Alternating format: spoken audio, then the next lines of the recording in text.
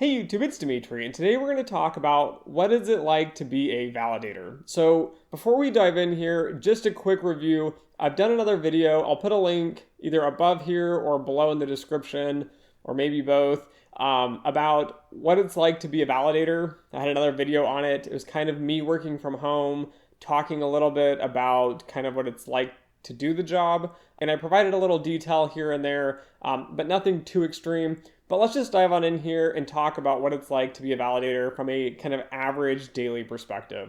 Okay, so the first question is, who is this kind of video for? Who am I targeting? Who does this apply to? It applies to students to mainly start off with here because students a lot of times are in quantitative finance. They like statistics, math, computer science, and finance, and yet they don't really know what they want to do. This video will give you kind of a view of what you would do as a validator. The second group here would be quants who want to move into validation. So a lot of quants maybe work in, I don't know, the investing side, doing model development, maybe work at a bank doing model development.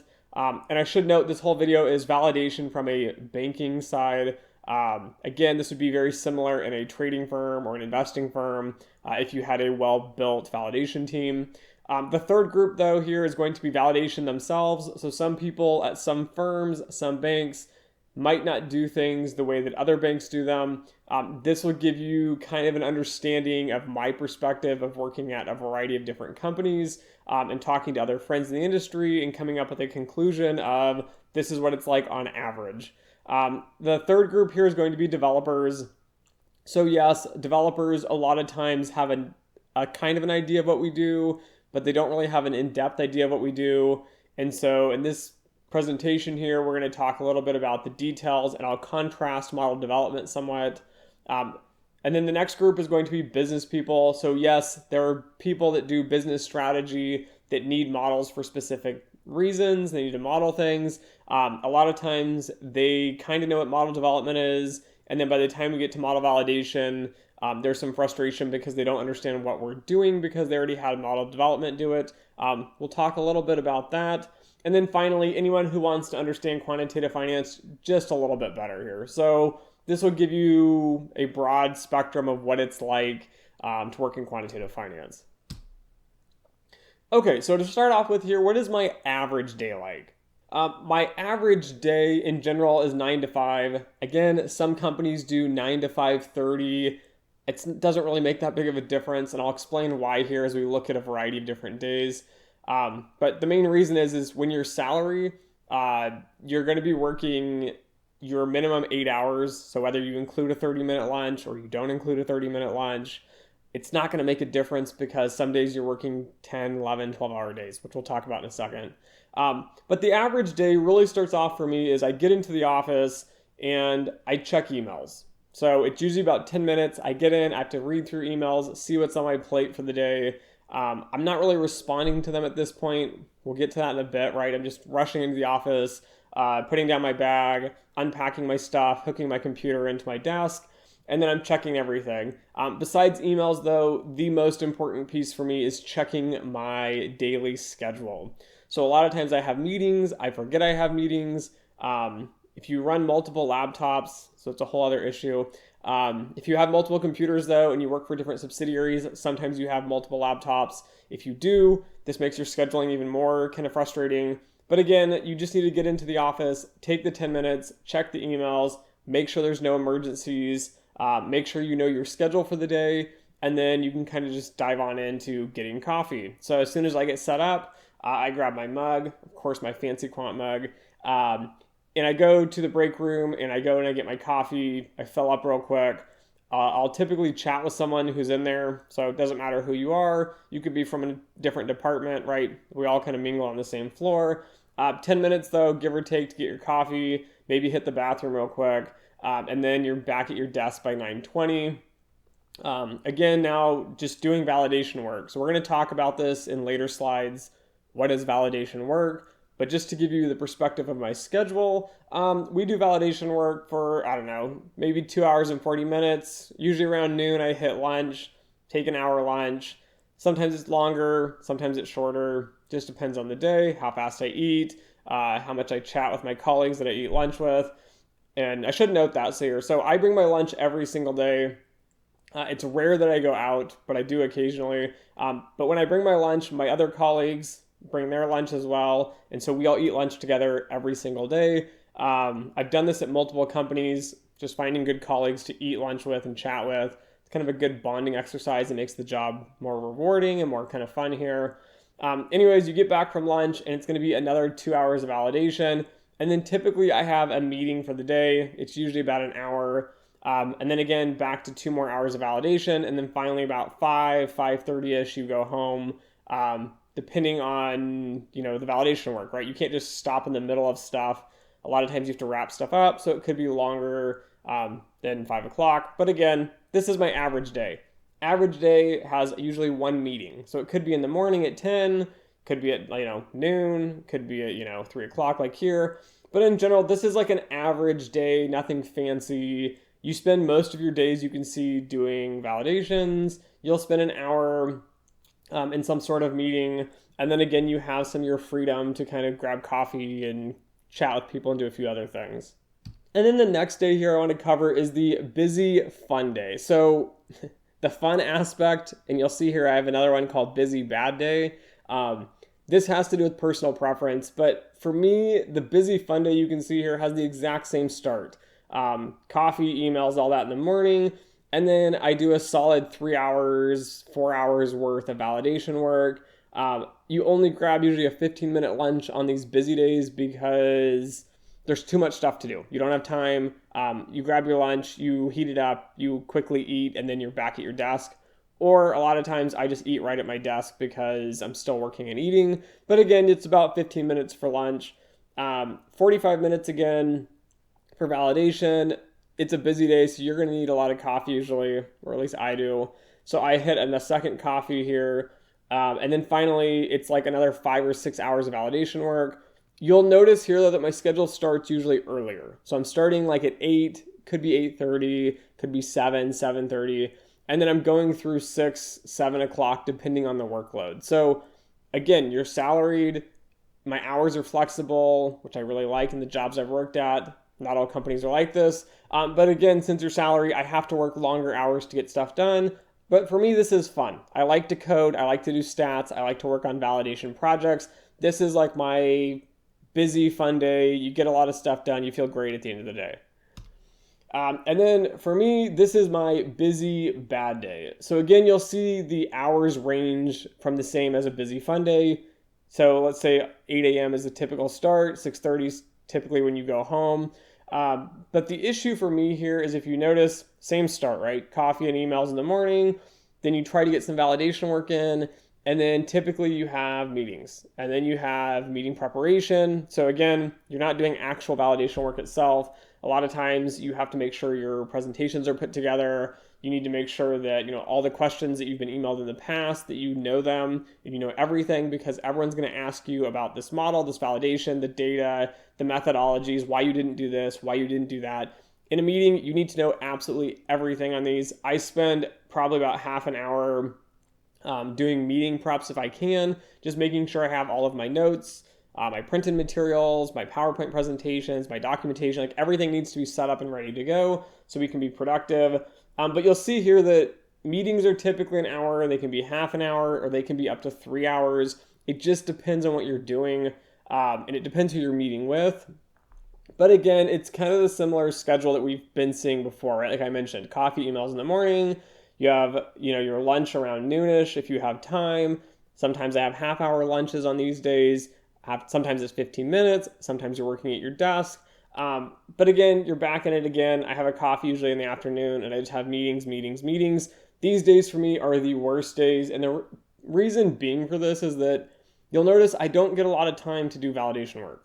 So you'll notice I stay late at the end of the day to do more validation work because I have an actual job to do outside of all of these meetings. And so for me, I don't like switching gears so frequently. I don't like validating and getting into the weeds on the statistics and the programming, and I'm all excited. And then all of a sudden you abruptly have to stop and then run to a meeting and then do meeting prep and then run to another meeting and then you're back kind of validating. It's just not real fun. These are my busy bad days. These don't happen too often. But but you do run into these more frequently around, at least on the banking side, the regulatory season.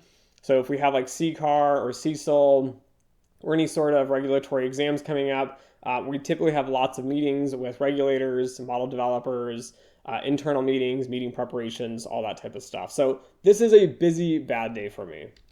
And the slow days are sometimes my favorite days. So we'll talk about a slow day. Again, time range, you start around 9 in the morning. I go home around 5. Pretty low key, pretty low stress on slow days because you don't really have any validations going. Or if you do, you have just smaller tasks. Like I got to follow up on emails. I need to make sure somebody followed up on their assignment, their projects. Did you finish it? I'll spend, 20 minutes reviewing something. But in general, a slow day is more or less I come in, check emails, grab coffee, and I chat with my colleagues for about 20 minutes. How'd your weekend go? How are your kids doing? That type of stuff. And then when you have slow days, this is the time to study.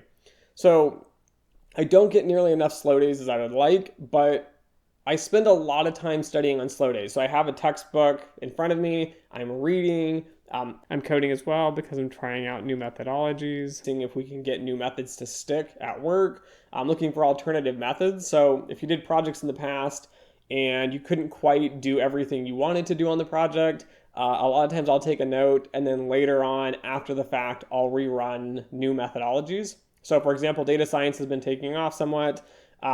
A lot of my side time is spent on time series, but it's also spent on data science. And so I will test methods and look at how they're performing and try to get an idea of what could be used on future validations.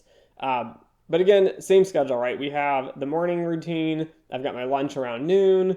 And then I chat with my colleagues usually in the afternoon to break the day up a little bit, take a break. I might go on a walk. So I don't mention this in the other days, but sometimes I take off on my lunch. I'll eat half an hour. I'll take half an hour to go on a walk, get some exercise, get some fresh air, feel a little bit better about myself. And then you're back at the grind again. But the slow days are fun. They get boring at some point, though, if you have too many slow days. So it's good to have slow days and then be back to your average days. And of course, you're going to get busy days in the middle. And as I mentioned here, the mix of these days is going to depend more or less on kind of your cycle. So for banks, there's a lot of regulatory issues. So when exams and things come up, that's when you have lots of these busy days back to back to back. So I could be working 10, 12-hour days, for like a week, maybe 2 weeks. A lot of times you can kind of finagle your schedule so that you stay an extra hour or two one day, and then you can cut back your schedule and be back to your normal 8 hours. So it's not that stressful. But again, most days are average days. As I mentioned, one meeting here and there. But nothing too crazy. So this gives you kind of an idea of what your daily life is going to look like. All right, so now the big question on everybody's mind is, Dimitri, you keep mentioning that you have these big chunks of validation time, but what are you actually doing? So in this slide here, we're going to talk about the validation process. I'll try to give you a little insight here and a little bit of flavor of what we do. Somebody mentioned maybe doing a video on a validation, so creating like a fake model, going through essentially a fake validation, because I obviously can't provide you anything of real value here, but giving you kind of the process, showing you what we look at, showing you how we do it. That's going to be a future video. I'll work something in around that. Don't know how long it'll take for me to create. But in general, the validation process is you check files that are submitted by model development. So the first step is development finishes and they send everything over, and then you have to look and make sure you have everything. Sometimes you don't have all the code, sometimes you don't have all the documents. You just need to make sure you have everything before you really get going. Then next, you have to read the model documentation and governance documents. So I have seen model documentation that's as short as, like 40 pages-ish, but most of them are around 80, and I've seen some that are like 160 to 200 pages. So it just depends on the model type, the complexity, and whatnot.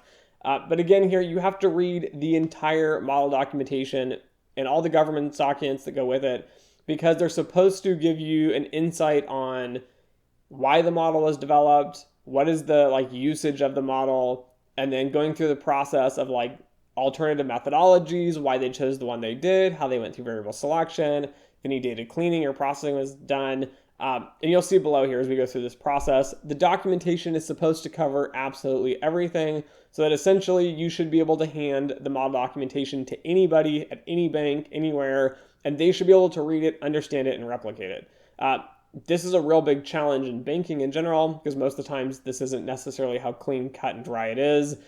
Usually there's stuff missing, things are ambiguous, and so you have to ask questions and try to fill in blanks. But that's a big part of the job here, is just a lot of reading documentation. Next, once you get all that read, then you need to do essentially data cleaning and processing. So we replicate the entire model development process. And while you're going to assume that somehow somebody sends you code, you click run, it runs, you look at a few tables and you sign off, that is not anywhere near how this actually goes in practice. We pull all the data, so we use the code that's provided, and then we go back in and look at all of the why questions. Like, why did you pull this data? Why were these exclusions done? A lot of times coding is not done correctly. So while you intended to do something, which you stated in your documentation, your code doesn't match that. So you have to remember the 80 pages in documentation, go through there, find the code pulling and data processing and cleaning, and make sure what they said matches the code. And this takes quite a bit of time. Again, you're going to be troubleshooting code as well, because somebody wrote code and they ran it and they saved something and then they went back later and then they finagled some other parts of code and they changed stuff here and there and then they saved it and then they sent you that version. But those changes now won't run because they were only running different pieces. Something was saved in memory. Now you changed it. Now the location changes. There's all kinds of issues that happen with code. So it's not always fun to do the replication parts, but you try to process and pull all the data. Again, analyzing the process and procedures. Is this correct? Data cleaning is not cut and dry. There's not one way to do things. I get into a lot of arguments with a variety of people over this because I don't necessarily agree with the way everyone does it. But again, there's some give and take between development and validation, and even validation, the people doing the work and the managers, right? Talking about these, discussing these, and coming up with what is more or less acceptable. Then you go through the entire model development process. So after you clean the data and process it, you're going to do variable selection. So how do they narrow down their variables? If they did feature engineering or feature creation, whatever you want to call it in data science, we just call it variable transformations. If you created new variables, how did you create them? Why did you create them? One of the most common issues I consistently see is growth rates of growth rates. And sometimes you see growth rates of growth rates of growth rates. These variables have no logical meaning. It's like taking a third derivative of a variable or a second derivative. A lot of times it doesn't make sense. Okay, it's hard to conceptualize the gap, and a lot of times developers and businesses can't explain why that variable is related. So variable selection is not an automated process. It takes a lot of insight into the business as well as the statistical testing to really figure out what you should and shouldn't be using. And I'll put a little caveat here. Do not maximize R squared or adjusted R squared. I absolutely hate when people do this because you end up with nonsensical models consistently. This is a really easy finding, so an easy way for me to ding you and tell you did something wrong. Don't do it. And then after you do all the variable selection, analyzing the process and the procedures and looking at the business logic, again, going back to documentation, then you run the final model or the different types of models they've tested to see kind of the process they went through. And you look at the model structure, you look at the model assumptions, and you do a variety of testing here. So next is going to be residual and model issues. The residuals of the model tell you a lot. They are the main portion of assumption testing for most models. But again, you go back and you test these and you look at these and you re-question the developers on why did you do this? How did you do this? Does it really make sense? Was there a better methodology that fits your problem? Was this model even appropriate given your usage? You kind of look at all these different intricate pieces. And this is the big frustration for model developers, which they don't understand a lot of times, is I'm not just looking to find findings, which a lot of developers feel like we're picking on them, but we're not. There are models, and if you pick some sort of model, you better have a justification for why you selected the model. And on top of that, you better make sure you meet every single assumption behind that model. If you don't, and there's a reason why you can't meet it, you need to provide clear explanations, and the validation reviews these and figures out, is it like reasonable? Does it make sense? Or does it not make sense? Again, being an expert in statistics, so again, all that self-studying I do, I'm reading books after books after books. And when developers think I'm magically coming up with new rules, It's not, it's just you haven't read the books as a developer a lot of times. You didn't look at all the assumptions, you didn't do your research and your homework. You can't just run regressions and fit things. That's not how model development works. At least not on the banking side. You need to have solid statistical models that meet all the requirements so that they're stable and robust. And then finally, after you do all this analysis and review, then you go out and you fill out a ton of documentation on risk reporting. So we have to write a validation report, which I mentioned in the next line. You have to write in a massive report. So a lot of times these reports can be somewhat shorter, but a lot of times these can be 60, 70, 80 pages, just like documentation. It has all of my charts, my explanations. There's a ton of typing that goes into these. So it's not like 50 pages of charts. There's a lot of writing and explanations on why things work, why things don't work. Validation points out what can be changed, what can't be changed. Then you fill out a ton of other paperwork on like risk ratings, for example, and tiering, and there's all kinds of stuff, observation logs. So as you do your work and you write your findings, you have to mention what your findings were. What I didn't mention too at the beginning is you have to create a work plan. So what are we going to follow? What do we need to review? What do we need to analyze? The work plan changes for every different model because different models have different things that you need to look at and test. Anyway, so you do all of that. That takes you a long time, far longer than you would think. And then finally, you present the findings to your development team and say, hey, these are the issues we see. These are the things that need to be fixed. There is an opportunity for model development to come back and say, hey, your analysis is not correct and here is why. And then there's discussion. But in the end, they need to be essentially reviewed. Development comes up with a plan, says, yes, we will fix this, this, and this. They go back, they fix it. You review the corrections that development sends you. You ensure that it's okay. And then finally, you can close out your entire validation, say, yes, it was validated, development reviewed it, they fixed all the issues that we had, and now we have a solid model that the bank or the firm thinks is a good model to use for whatever you're using it for. Trading, pricing, doesn't really matter. And then a common question I get is, Dimitri, how long should a validation take? That really depends. So it depends on the model's complexity.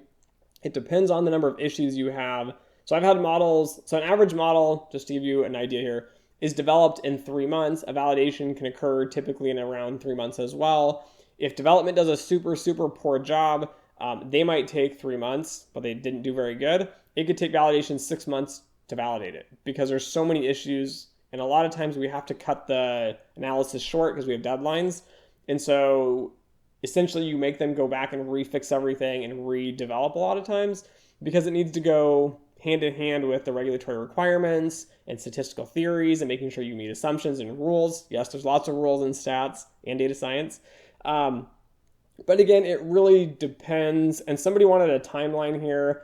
Again, it depends on the problem. If you have massive sets of data, so I've worked with 80 to 100 gigs of data for a model. When you have to run that much data through different types of analysis and processing and regressions and testing, it can take you a lot longer than you would expect just for waiting for code to run, which is part of the validation process I didn't mention. So a lot of times you have so much data, so much code, you're running stuff, and then you're waiting, and it could be hours, it could be a day.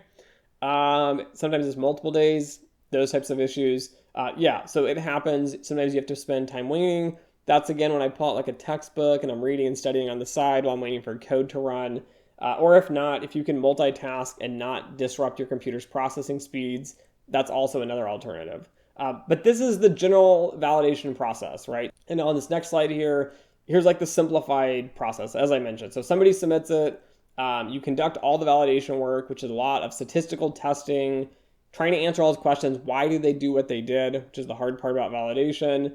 You have to write all the reports, fill out all the paperwork, inventory models and all that, track all of your stuff, because if anybody comes back, whether it's regulators, internal audit, development teams, validation team in a few years and they validate, you need to be able to pull all your old reports and get an understanding of what was done and the model, how it was done and all that. So writing the reports is very important for validation. And then finally, you work to close the findings with the developers. So they go through the process of trying to close out the issues and fix them and create modifications to the model to get to a final model that is acceptable by both development, validation, and the business user. And I should note here too, before we get going too far, a lot of regulations and a lot of just common sense in general, you should not have model development and validation working hand in hand. And the way that the US regulatory system works, validation is not allowed essentially to develop models. We're not allowed to tell development, you must develop it this way. There needs to be a clear-cut divide between the two halves. The reason for this is that you want someone to develop a model and you want someone to review that model that doesn't really have an interest in the model itself, because they'll give you a more subjective view of what is right, what is wrong, how it's performing, why it's performing. A lot of times if you get tied in the development side, right, you have a user that needs a model and you're trying to hurry and develop, and sometimes you have deadlines, and sometimes there's pressure to get things done, and sometimes you just want to say, yeah, it's close enough, it still works for what we need, it's better than what we had in the past, right? Everybody wins. But again, you need that validator to step in and say, no, that's not going to hold, this isn't going to work, these are going to be the issues. So having independence is an important function of validation in any setting. So on the banking side, we have regulatory issues that provide this structure, but also if you're going to be working on the trading and investing side, you should have the exact same structure. Validation should not cross over to development. They should not be involved in essentially model building, right? We build alternative models occasionally to show you that, yes, this can be done, and I've done this a lot. But again, we're not in the business of building models, and development should not be using models that were developed by validation. Okay, so the pros and cons of being a validator from my perspective. The pros here is you get a wider view of model types and areas. So in model development, a lot of times you're focused on one very specific niche kind of piece of the business. So you only build models in one area. And a lot of times, for example, you only do, for example, let's say you do credit risk, and maybe you only work on the pricing side. So you don't do servicing models, you don't do operations, research types of models. You're just focused on pricing. With validation, we cover a wide area. So again, a lot of times we can validate quicker than they can develop, which makes sense. And so we can cover more types of models. We can cover more areas. At some banks I've been at, I've jumped from like operations to credit to CCAR types of models to IFRS 9 to CECL, right? You're just kind of moving around. I cover a lot. One reason that I guess I'm able to do this somewhat is I have experience working in different areas at different banks. Because of that, I understand what the models are doing, how they're put together, and I can validate across different areas. Again, in validation, you typically are focused to a general area. So for example, I currently work in credit risk. Most of what I do is credit risk related. But again, I jump between different types of models in different areas of the business on the credit side. This is a big advantage because in model development, again, you can be somewhat pigeonholed into one area and one specific kind of subcategory of models. The second pro here for me is time to self-learn and implement ideas, though I don't get enough time to do this in my opinion. So model validation, again, you might have downtime where you're waiting for development to submit models. There's nothing you can do about this, right? You're waiting, you have downtime, so use the best of it, self-study and learn, implement.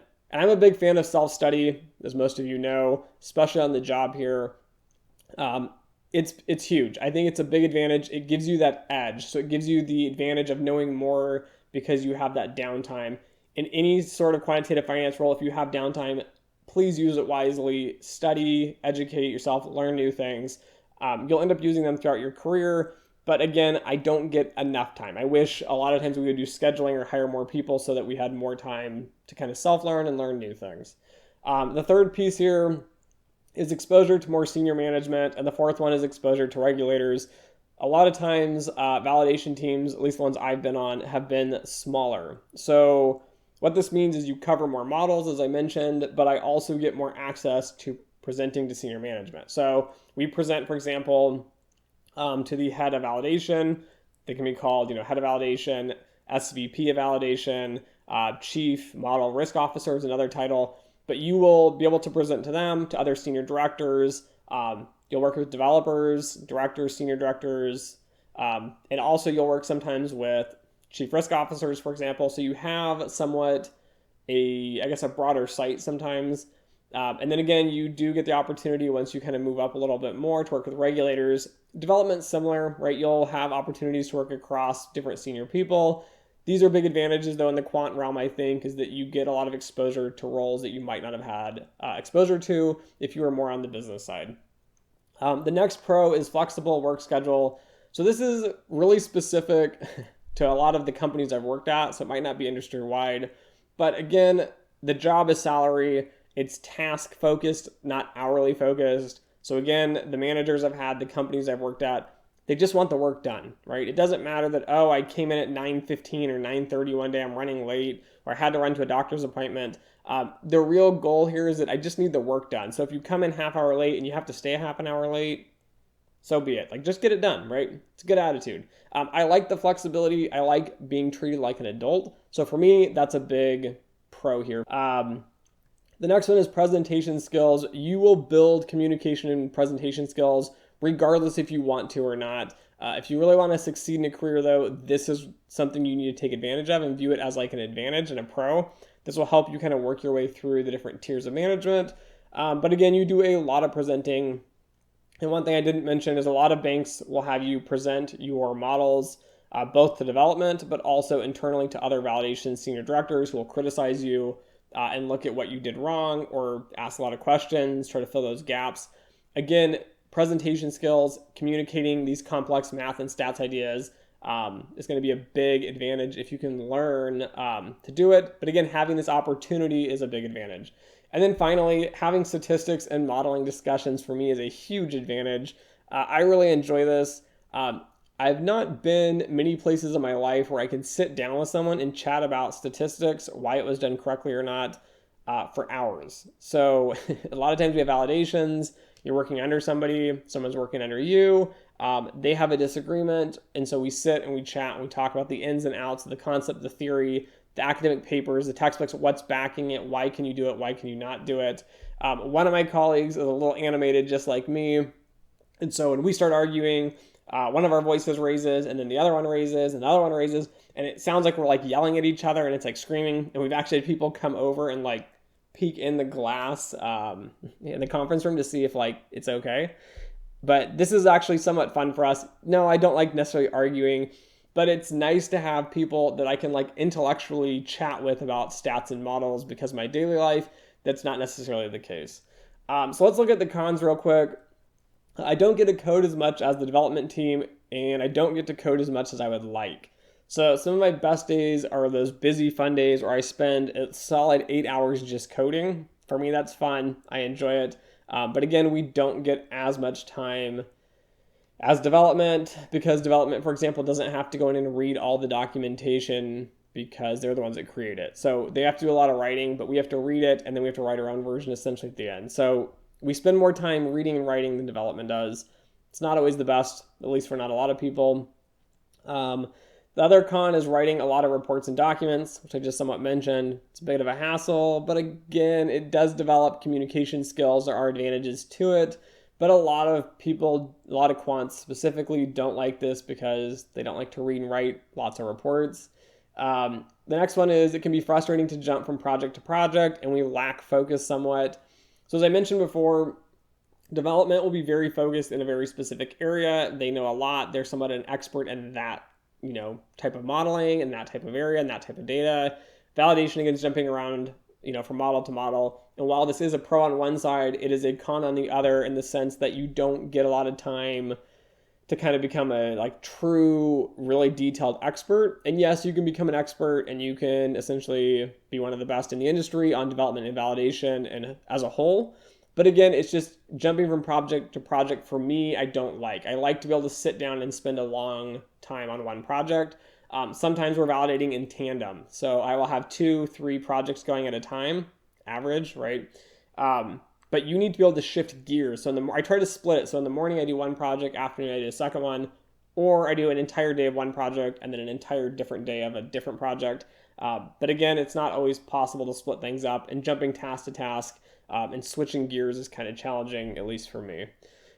Being the police is no fun, and we get stuck between developers and regulators. So this is the hard part of validation. Validation is essentially the police, right? I come in and say, hey, you did this, it was done wrong, it needs to be fixed. It should be this really casual conversation of, hey, this and this and this wasn't done right.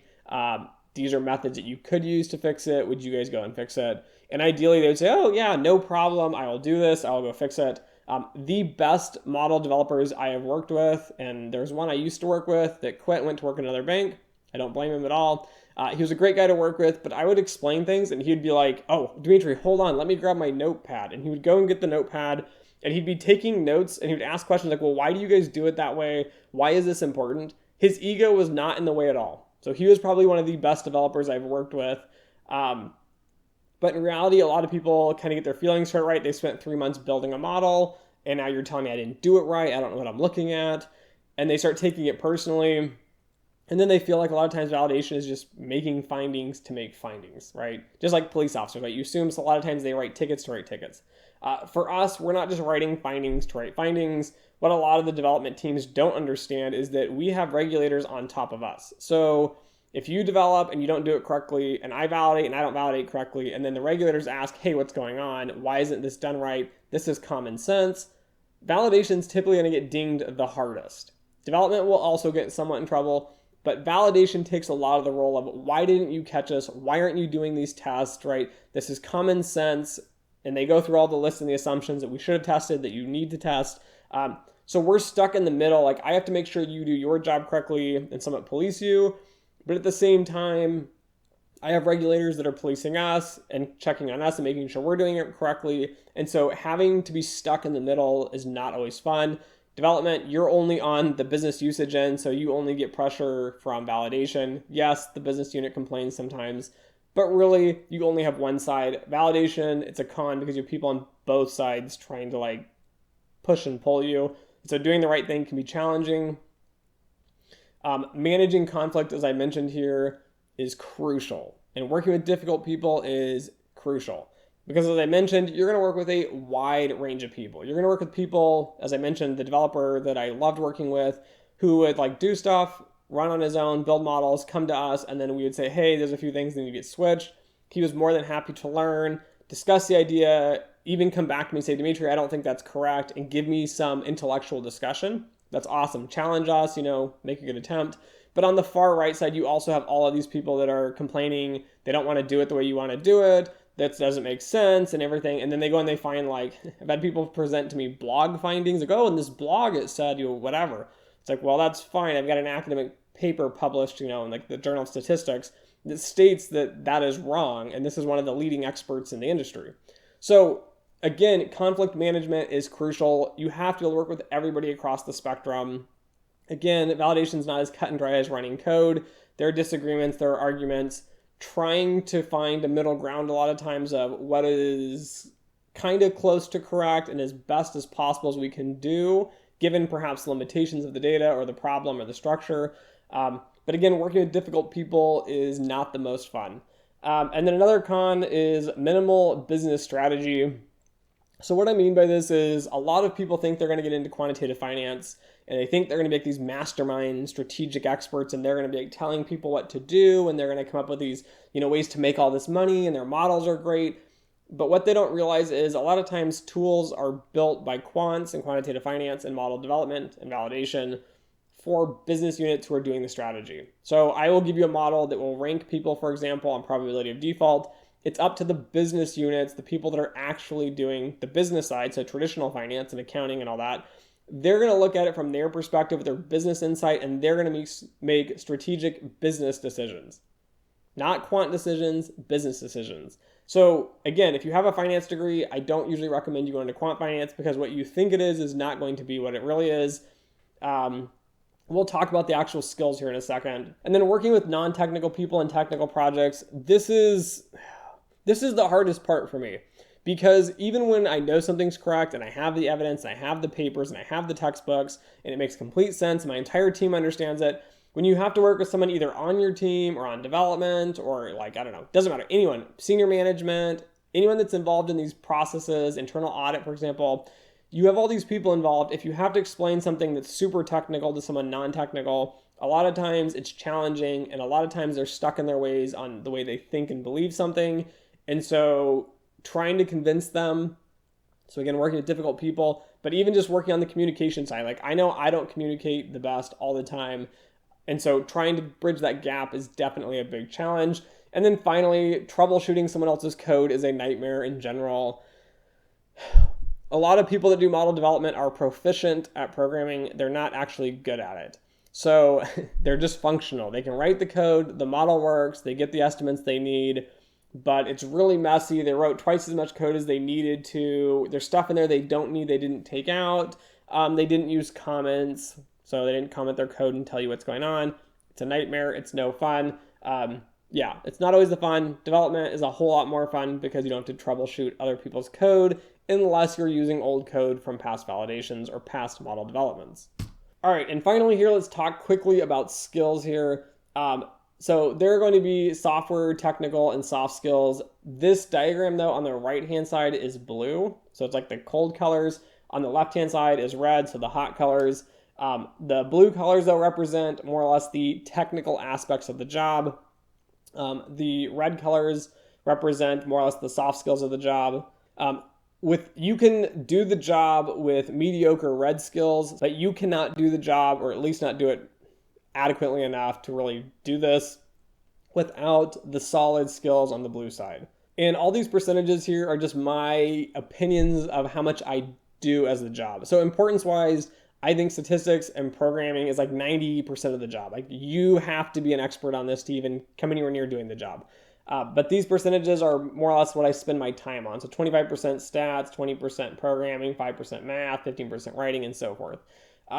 Software-wise, for what I've done at the banks I've worked at, we use a lot of SQL, SAS, Word, PowerPoint. The ones in green here on this page are things that we've used, but they're not like a daily tool. So R, Python, and Excel are things that we use as well. I will note here again for the business side, those that are finance and business students, commerce students, whatever you want to call yourselves, Excel is not used that often. So it's kind of like the bane of my existence. When I have to do something in Excel, I'm really good at Excel, I have a business background, but it's just no fun. You just waste a lot of time doing tedious tasks in Excel. Soft skills, you need communication, and communication is more than just talking. It's reading, writing, and talking. All three of these are crucial for validation, for communicating to different units and people you're working with on your team in development and regulators and internal audit and all these different teams, business users, for example. Talking's important, reading's important, writing's important. As you've seen, we read a lot. We read a lot of reports, we write a lot of reports. And again, yes, we do technical stuff, but you have to read and write and communicate those. Conflict management is crucial, as I continue to mention this. People don't get along. There are politics at work. Things that you think make sense might not make sense to somebody else. Sometimes people on the other side are explaining something to you. You don't understand it. Trying to mediate and manage those is crucial. And the last piece here is building relationships, networking, right? This, I think, is one of the most important parts, is building trust between different departments, different teams, different people. Having a trusting and respectful relationship at work will make your job a lot easier. I've had people I've built really good relationships. We have great relationships in general, right? We go out to lunch, I chat, take you to coffee occasionally. You take me to coffee, take me to lunch, right? We're good colleagues. I don't necessarily work with you daily, but we have good relationships. When I have to validate you and I have to work with you, we disagree. It's a lot easier to come to a conclusion and kind of like an understanding and trying to figure out where we don't understand each other when you have a pre-built relationship. When you come into a hostile environment or someone doesn't like you for some reason, and yes, this happens, it's challenging. So spending time building relationships is important. And then finally here, what a lot of you are going to want to know is all the technical skills. So for my job working on the credit side, we do a lot of OLS regressions, so maximum likelihood estimation as well, just linear regression, logistic regressions, ARIMAX style models, so it includes ARMA, ARIMA, ARIMAX, all that. Cluster analysis for variable selection is also a big area. And then everything in green is stuff that I have seen, touched, done at some sort of bank, some sort of atmosphere. But DTD is dual time dynamics, fractional logistics, PCA, so principal component analysis, GBM, gradient boosting models, neural networks, decision trees, GARCH models, pooled OLS, splines, Markov chains, and Markov models in general. LDA, which is loss distribution approach, it's used in operational research. Random forest distribution analysis, which is my catch-all phrase for like copulas, Monte Carlos, value at risk, expected shortfalls. Literally anything that is solely dependent on distributions falls into this for me. SEMs, which are simultaneous estimation models. I believe it's where you have multiple things nested that predict each other. SURs, which are seemingly unrelated regressions. Co-integrated models, which would be like error correction, vector error correction, those types of models, Kalman filters. And then finally, something that confuses a lot of data scientists is when you say SVM, because it has two meanings. For data science, it's support vector machines. For a lot of quant finance, it is stochastic volatility models. Again, this is not a complete list. This is just off the top of my head, what I've seen, what I've used. Again, the technical side is huge importance. If you can't do the technical side, you're not an expert. You're not going to be a good model developer, and you're not going to be a good validator, which is why I encourage, recommend, and most banks and firms only hire those with master's degrees in statistics, econometrics, financial engineering, mathematical finance, computational finance, applied economics, right? Those types of things. You don't typically hire business people because, again, you haven't covered all of these. And each one of these topics, you could spend almost an entire career learning about. So again, technical skills is huge. And then finally, to wrap up this entire super long presentation here, let's talk about atmosphere and culture quickly. The culture and atmosphere depends on the bank or firm, so it'll vary drastically from company to company, even within the very same exact job role. Below our typical features, though, most people are laid-back nerds of some sorts. So yes, quants are nerds.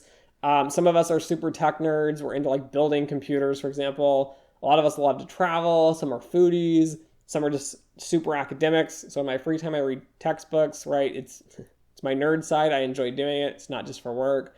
And then, of course, we talk about sports as well. A lot of different people like sports. Again, the topics and things that these people like, again, are usually wide. So it can be anything and everything: gardening, fashion, shopping, I don't know, everything.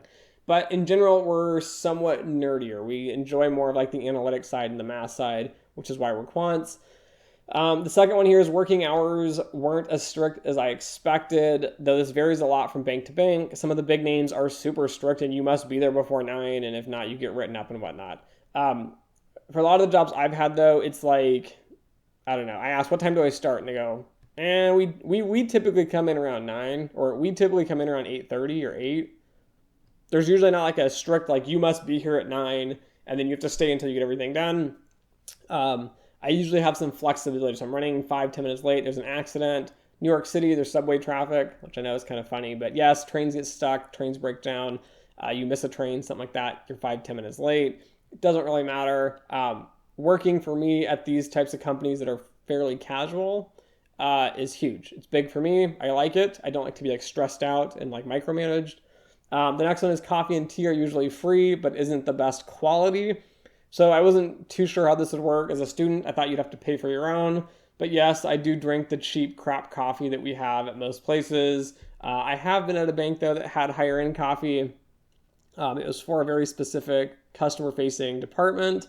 But I networked, made good friends, and they allowed me to drink their good coffee for free.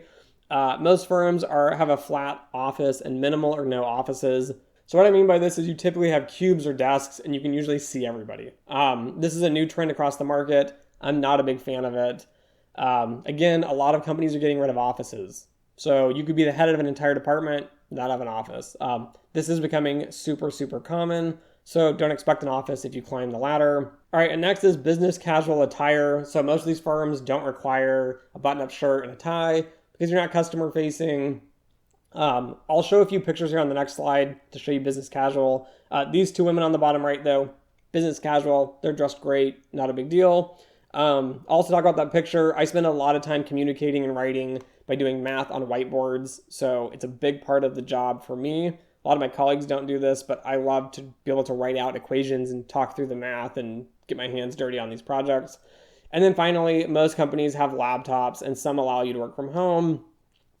2 out of the 3 I've spent in the last, 6 years, 7 years, something like that, 5 years. I've worked from home for the most part, 2 out of the 3. The third one was consultant, wasn't able to work from home.